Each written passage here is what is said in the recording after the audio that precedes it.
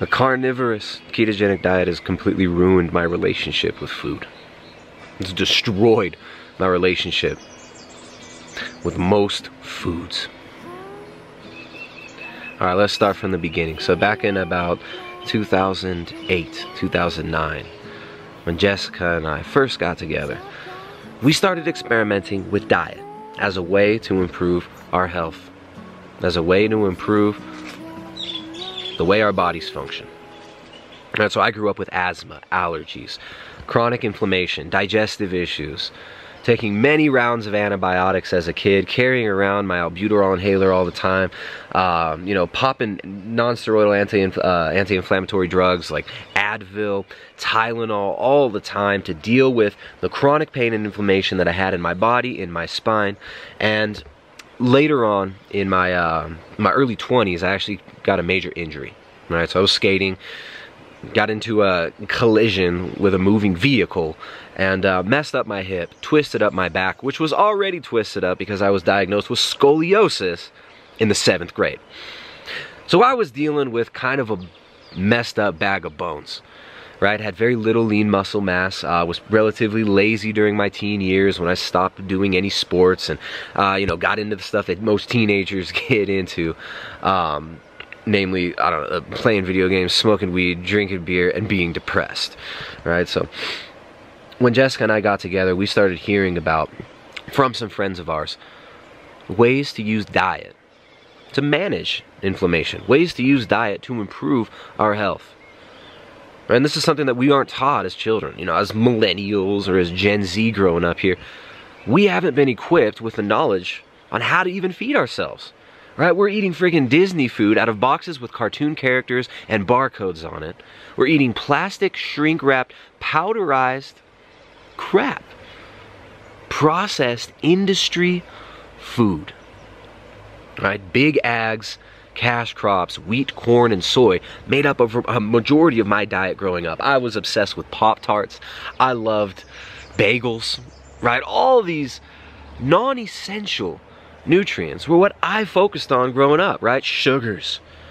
I was addicted to sugar. I would eat donuts in the morning, pass out in first period at school, sleep half of the class, then I would go get a Monster energy drink, eat a burrito, which, I mean, I guess burrito's not so bad, from a little Mexican restaurant. Then by 2 o'clock in the afternoon, I'd be ready for a nap again, even though I drank one of those 32-ounce Monsters with a screw-off cap. It was insane. Jessica and I started using diet as a way to try to improve our health. And of course, back in 2009, the first thing that came up were plant-based vegan diets. There weren't that many people out promoting it that we actually resonated with at the time, but we came in contact with a few friends who introduced us to the ideas of eating more vegan food. So we tried it out. At first, when we reduced our sugar intake and started eating whole unrefined foods, fruits, vegetables, making smoothies, we felt better. Right? We were pulling out a lot of the refined junk food. We were pulling out most of the bread. You know, we got on a basically gluten-free vegan diet. And we felt a little bit better for a while. Of course, we quickly realized that animal foods were essential. Right? That we couldn't just supplement with B12 and eat a bunch of lentils and a variety of whole food plant-based sources of protein to get the whole full spectrum of essential amino acids, right? We had a friend who was telling us, yeah, you know, you eat rice and beans together, and that's a complete protein. Or as on paper, this might work. In reality, it didn't really flesh out. And every time we would submit to our sinful nature and eat animal foods, we'd feel better. So we realized that animal foods were probably necessary. But we still stubbornly believe that they were not necessary regularly. That maybe we only need some meat or some fish once a week. Right? Maybe we could eat mostly plant foods and have the meat every once in a while. We wanted to get grass-fed meat, so we would buy stuff like bison, wild-caught salmon. We had a friend that would bring us salmon collars. When we would eat these foods, which would be like once a week, our eyes would light up and we would feel much better. We ended up pushing aside the vegan dogma eventually and realizing that this is just not meant for human beings. After that phase, we were kind of eating more of a nihilistic diet, right? Trying to focus on whole, unrefined foods for the most part, but we were still eating bread. We were still eating basically whatever we wanted. I was sick of the dietary restrictions that I saw so many people around me getting into. I was sick of the vegan dogma that I saw at the time starting to kind of become more popular on YouTube and on the internet. We were sick of it, so we just ate whatever we wanted. What's funny is, at that time, right before the conception of our daughter, we were eating a whole, unrefined foods, mostly plant-based diet. Basically what is recommended by a lot of these plant-based but not vegan, not the militant vegan, but the plant-based promoters. We were eating that. Quinoa, lentils, rice, beans, some meat here and there, lots of fresh fruits and vegetables. And when our daughter's teeth started coming out of the gums, they crumbled. They started crumbling away. Her teeth were like turning to powder in her mouth. She got massive dental caries, which is very rampant in the Western world. And this sent us on a journey to figure out what the heck is going on here. We realized that nutrition may have played a vital part in creating the conditions which led to our daughter's teeth turning to powder. This broke our heart. It was a traumatic experience. You know, we loved our daughter more than anything in this world. And it was hard for us. We ended up coming upon some information. We ended up being told about Sally Fallon, Weston A. Price, the Weston A. Price Foundation, and the book, Nutrition and Physical Degeneration, really opened our eyes.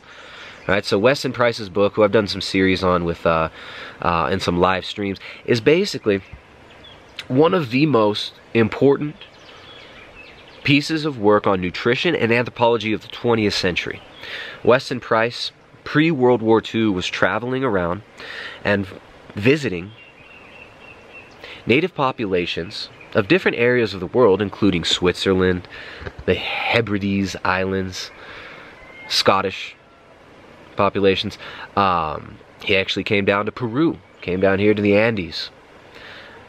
He went to Tahiti, Malaysia, traveled all around and was trying to figure out why in the Western world people's teeth were falling out, people were not forming their face properly, they were mouth breathing, which I grew up doing, and I'm still working on, using like mewing and tongue posture.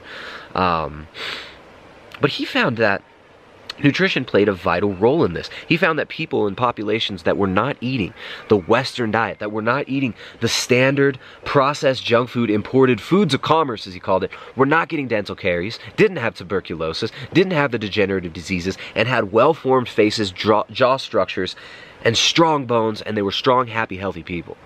But as soon as they started trading away their heritage foods, which were all based on animal foods, right? All of these populations were focusing most of their nutrition, most of the calories they ate, most of the food that they ate was from the animal kingdom, and some of the foods they ate were from the plant kingdom. What he found was, as soon as they got rid of their animal foods, started eating processed skim milk instead of the high-fat, full-fat milk, when they started eating margarines, right, these canned foods rather than fresh meats, they got dental caries, they had issues with their health, and they deteriorated both in their physical stature and their moral character. The fabric of their society started breaking down. So it's a fascinating book. I highly suggest anybody interested in animal foods, the importance of animal foods, and any former vegans or future ex-vegans out there, which, remember, 85% of vegetarians and vegans will not be on a vegan-vegetarian diet very, very soon. You're all going to be ex-vegans, right? Better to start now than later. Look into this stuff. Look into Weston Price's book. Look into Pottinger's cats, right? Some of these experiments done on animals showing that processed foods leads to sterilization. So anyways, this book really opened our eyes to the importance of animal fats. We started giving our daughter butter. We started giving her cod liver oil. We started giving her fresh meat. We started giving her foods like liver, like heart, organs. We started focusing on animal nutrition for our daughter and for ourselves. So this is back in 2013, and all of our health started to improve dramatically. The injuries that I used to have started improving. We were still eating many plant foods, specifically preparing these plant foods in ways that would make them more bioavailable. We were soaking and fermenting oats. I was having oats in the morning with butter and a little bit of the cane sugar from around here, right? So I was still eating carbohydrates. I was still trying to fuel workouts. I was trying to build muscle, and I finally was actually able to put on a decent amount of lean muscle mass. Right after trying to put on muscle in the phase when I wasn't eating a lot of animal foods, when I was on more of a vegan diet, I failed. I had more pain, more inflammation. My body deteriorated. But as soon as I included these animal foods, my health improved. Our daughter's teeth hardened. The dentin hardened up in her teeth. They were all gray and brown looking, but they got hard, and she would bite me when we were playing. And it would hurt. She would break the skin. Her teeth hardened up. Now that she's getting her adult teeth, everything's fine. These old baby teeth are all worn out, withered away, and they're falling out of her mouth. And she's getting nice, big, pearly white teeth. Adult teeth. And no dental caries on her adult teeth. Everything's looking good now. The progression stopped. Our son, who was born several years later, our son Ryder, who was fed mostly animal foods, who Jessica during pregnancy was focusing on liver, on heart, on fatty fish, on fatty cuts of meat. Ryder has no issues with his teeth at all. His teeth are perfect. So we've seen dramatic improvements in our life, in our health, from including more animal foods. We ended up getting on a ketogenic diet. For the last 4 years, I've been coaching people, informing people how to properly implement a well-formulated ketogenic diet, which is a diet that is low in carbohydrate, so very low in sugar. Basically it's a grain-free diet by default, because you must keep your carbohydrates very low. On a ketogenic diet, people get increased satiety. Their inflammation drops dramatically. Normally many people experience massive cognitive benefits. So the discovery of ketosis, of a ketogenic diet, back at the end of 2013, beginning of 2014, led us eventually into the mad world of a zero-carb diet. Now, I first heard of zero-carb from some people online back in the day, and when I first heard about it, I judged it wrong. I figured that a zero-carb diet was basically going to be the flip side of veganism, right? I figured these people are probably just taking their dietary dogmas to an extreme. These are probably people who are who've got that vegan extremist bug in them, right? They want to make one simple rule: don't eat plants, don't eat any carbs. They want to make one simple rule the whole crux of their diet in their life, and they're basically probably kind of crazy. That was my first impression of some of the folks that I saw online. But then I talked to Andrew Scarborough. Andrew Scarborough was dealing with a cancer, brain cancer. He had a brain tumor, an astrocytoma, that he had removed, and he used a ketogenic diet as treatment. He ended up finding that he had to do basically a zero-carb diet. He was highly sensitive to plant toxins like salicylates, like oxalates, and like histamines. He was super sensitive to especially the salicylates. Now, talking to Andrew and learning more about his situation, I realized that a zero-carb diet might have applications for inflammation in the body, and is definitely going to have effects on the gut, right? Because inflammation in the gut-brain barrier, as many people know, is very crucial. Inflammation in the gut equals inflammation in the brain, equals depression, equals low immune system function, and this results in us not having such a good time. So Andrew Scarborough basically introduced me to the idea that there might be plant toxins that are affecting people, because he was getting seizures when he would eat even coconut oil. So after seeing Andrew Scarborough, who was making cricket flour and making bread out of crickets, eating organs like we like to do, eating basically the same diet we did except minus the plants, and plus a few more odd bits. Now, this was fascinating to us. At the time, we were working on the Ketogenic Edge cookbook, which has an entire section on organ meats, right? We show you how to prepare nutrient-dense keto foods in the book, which is now available in print. There's a little link in the description down below. But we've got a whole section on how to prepare organ meats, which are the most nutrient-dense parts of the animal. So Andrew was focusing on organ meats. He was focusing on getting his animal fat levels up in the diet. It still wasn't interested for me. I love avocados. I like plant foods. I like broccoli. My kids actually ask us for steamed broccoli with butter and salt. I like this stuff. I like vegetables, but you know what?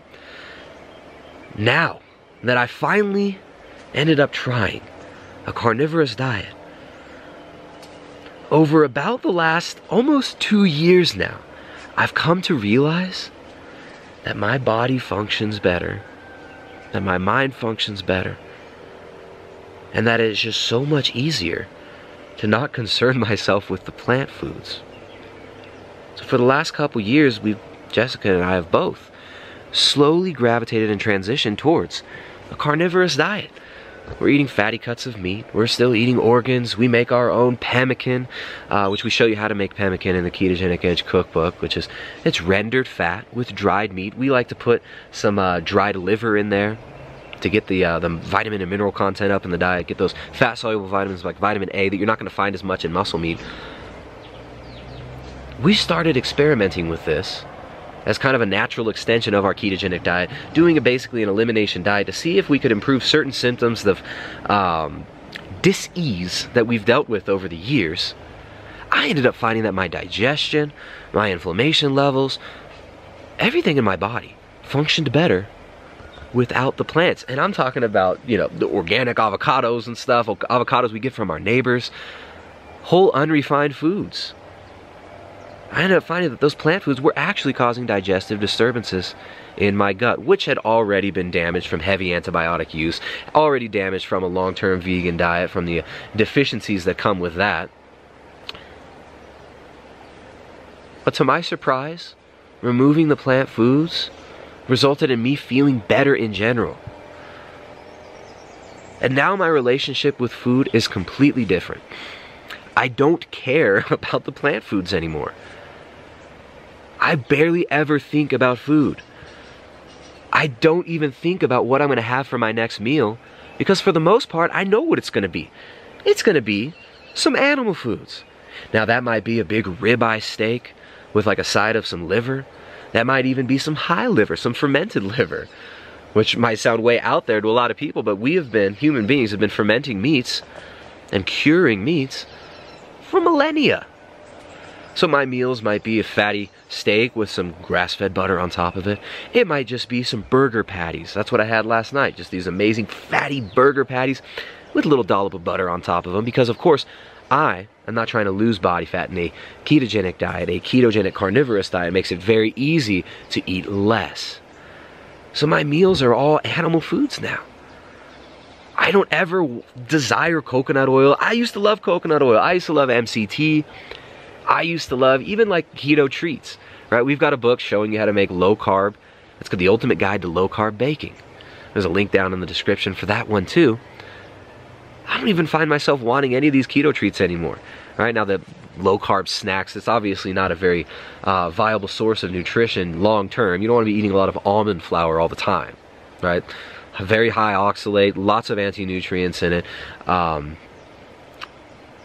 But every once in a while, having like some almond flour cake or something can be nice if you're going to a potluck. Sometimes the kids ask for these types of things. They're not on a carnivorous diet or even a low-carb diet, but they do like the low-carb baked goods. And I'd rather give them some almond flour than wheat flour. But hey, I could be wrong. Maybe the wheat flour is better than the almond flour. A lot of people say that the omega-6 levels in the almond flour are going to be majorly disruptive to the immune system and to health. But that's beside the point. I don't even find myself craving any of these foods anymore. It doesn't bother me. My relationship with food is ruined. I don't even care about avocados anymore. I couldn't care less about a piece of cake in front of me. Steaks before cakes, always. So initially I was wrong. I thought a carnivore diet was stupid. I thought, why would you leave plant foods out? We need the plant foods because you're gonna get scurvy. Right? What is scurvy? The lack of vitamin C, you're gonna get the scurvy. I ended up finding that none of these things were true. All of these myths about the necessities of plant foods, the superiority of plant foods over animal foods, were not true. We've been duped. And I was wrong. And now my relationship with all those plant foods is totally ruined. I'm not afraid of them. I just don't care for them. Rather than seeing plant foods as the crux of the diet with a little bit of meat here and there, we've come to realize that the human diet is based around animal foods. Here in this world that we live in now, We cannot, unfortunately, give up animal foods. Vitamin B12, vitamin D, vitamin K2, vitamin A, retinol form of vitamin A. These are only available in animal foods. These are fat-soluble vitamins and nutrients, and vitamins like B12, which is water-soluble, are only available in animal foods. You're not going to find significant levels of zinc in the plant kingdom. In fact, even the foods that are very high in calcium in the plant kingdom are often coming with oxalate, right, which will actually bind up to nutrients and prevent the absorption of calcium and create calcium oxalate crystals and even kidney stones. I can't tell you how many ex-vegans I talk to regularly with coaching, with the private coaching consultations, as well as our group coaching, our Keto and Carnivore Collective, which we do every month. The next one's going to start in, I think, about 2 weeks, by the way. You can sign up down below. I can't tell you how many people I've seen coming off of vegan diets who were doing like spinach smoothies all the time and were getting kidney stones. And it's sad. You know how painful kidney stones are to pass? So anyways, check out the dogs here. What are you guys doing? Hey, what are you doing? Everybody's getting big. Anyways, now we eat more like our dogs. We're eating a primarily animal food-based diet. I think Jessica, she had some avocado the other day. We're not dogmatic about it. We don't make a religion out of our diet. We use our diet to fuel our life. We use our diet to keep our body functioning well, so that we can do what we're meant to do here in this life, so that we can enjoy this life. All right? So don't enshrine your diet like a religion, but don't neglect your diet either. Diet plays a vital part in how our body functions, and how our mind functions, and our energy levels, in our mood, and in our cognition. And I was wrong about carnivore. It's freaking fun. It is so easy, and it's completely wrecked my relationship with most other foods. I couldn't care less about sugar. I couldn't care less about donuts. Shoot, even one of my favorite former foods, avocados, aren't even on my shopping list anymore. We'll pick them off a tree and give them to the kids sometimes. But I don't need those foods. So anyways, I'm hooked on a carnivore diet. It works. A ketogenic carnivore diet like we do, like we teach, can be a very powerful way to reduce inflammation. I've seen so many people completely reverse autoimmune conditions and completely rearrange their life. People remitting their condition, bipolar, right? Totally getting rid of depression. People like Michaela Peterson, who've had chronic inflammation their entire life. She wasn't able to digest anything except meat. So you cannot live by bread alone. You cannot live on plants alone without heavy supplementation and heavy degeneration. But you can live on meat alone. You can live on animal foods alone. Now, I'm not saying everybody should, but a carnivorous ketogenic diet can be a powerful tool.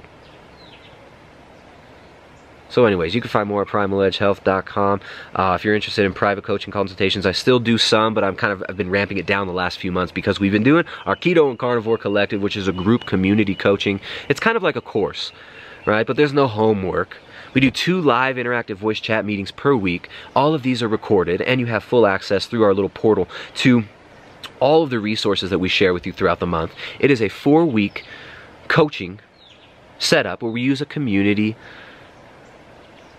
setup. We use a community-based experience, supportive community setting, to learn the basic principles on how to formulate a ketogenic or even a carnivorous diet, and how to do it long term.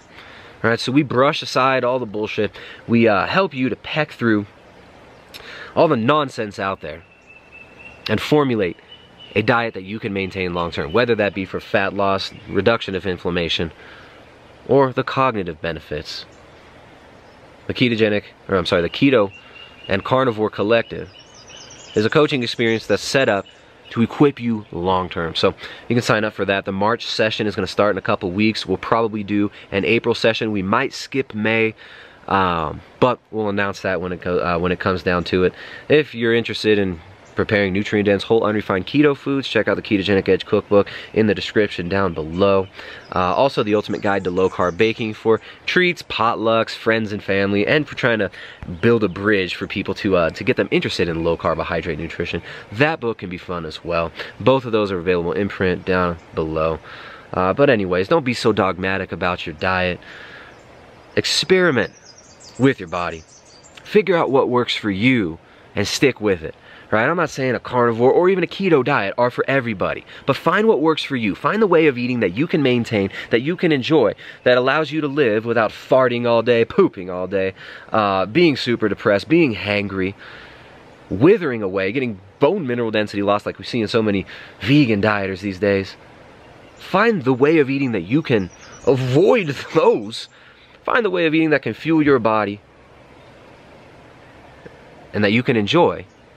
And do that.